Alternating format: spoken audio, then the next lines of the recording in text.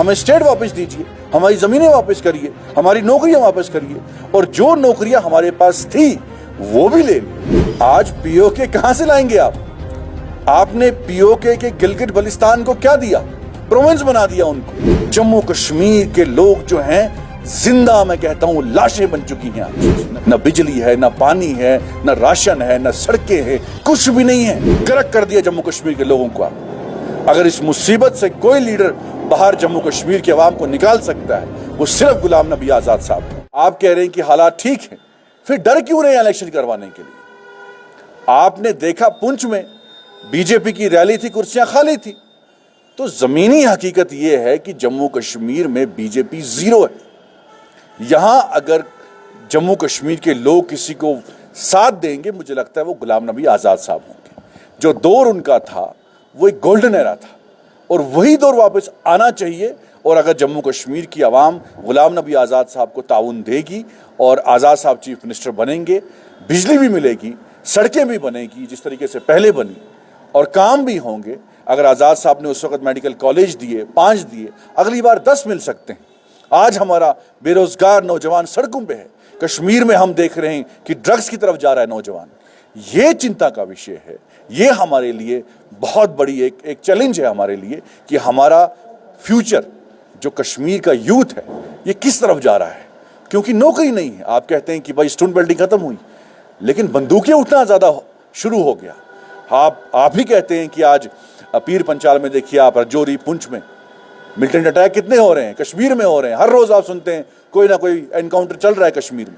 तो 370 पे जो आपने वादे किए थे वो बेबुनियाद साबित हुए। आपने कहा कश्मीर में जो है बाहर के लोग बसेंगे, बाहर के लोग ज़मीनें लेंगे, तो किसने ज़मीन ली? आपने खुद पार्लियामेंट में कहा कि भाई कुछ लोगों ने ज़मीन ली, 2 या 3 लोगों ने।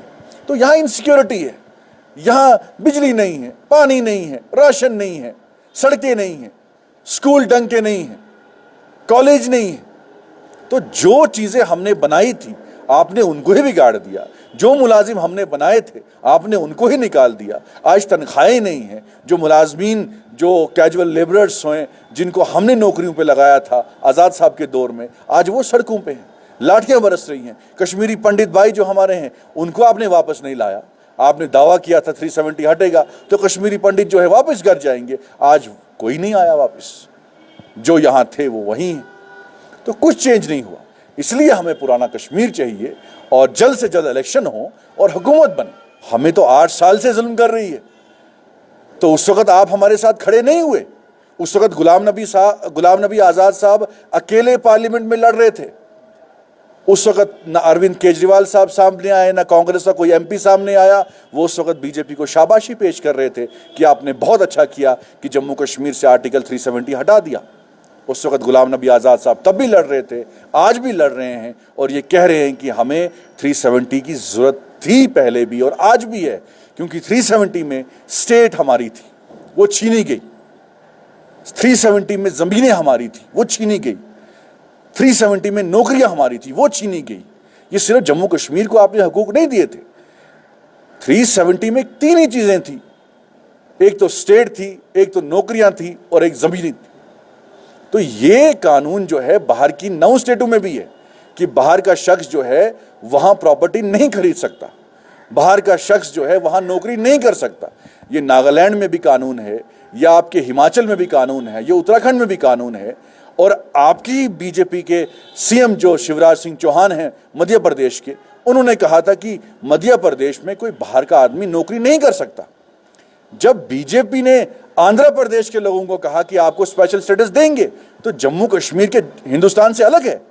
यहां आपने जो है डिस्क्रिमिनेशन क्यों किया?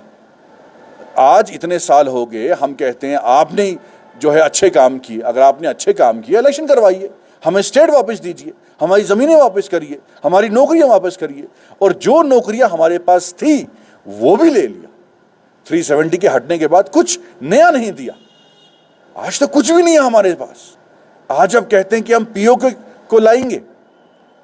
आज पीओके कहां से लाएंगे आप? आपने पीओके के गिलगिट बल्तिस्तान को क्या दिया? प्रोविंस बना दिया उनको। आपने तो जम्मू कश्मीर से स्टेट ही छीन ली, यूटी में लाया हमें। تو جو جموں کشمیر ہندوستان کا اٹوٹ انگ تھا اس کو آپ جو ہے سنبھال نہیں پائے، اور جو ہمارے پاس حقوق تھے وہ سب آپ نے چھین لیے۔ تو کیا نیا کیا آپ نے؟ کچھ نہیں کیا، اس لیے آپ فیل ہو چکے ہیں۔ یہاں ایک چنی ہوئی حکومت آنی چاہیے، پبلک ریپرزنٹیٹیوز جو ہے ان کو اختیارات ملنے چاہیے کہ وہ لوگوں کے کام کر سکیں۔ آج عام لوگ جو ہیں، غریب لوگ ہیں، ہم نے پروٹیسٹ میں دیکھا عام لوگوں کی آواز تھی کہ بھائی کچھ نہیں مل رہا ہے، نہ بجلی ہے، نہ پانی ہے، نہ راشن ہے، نہ سڑکیں ہیں، کچھ بھی نہیں ہے۔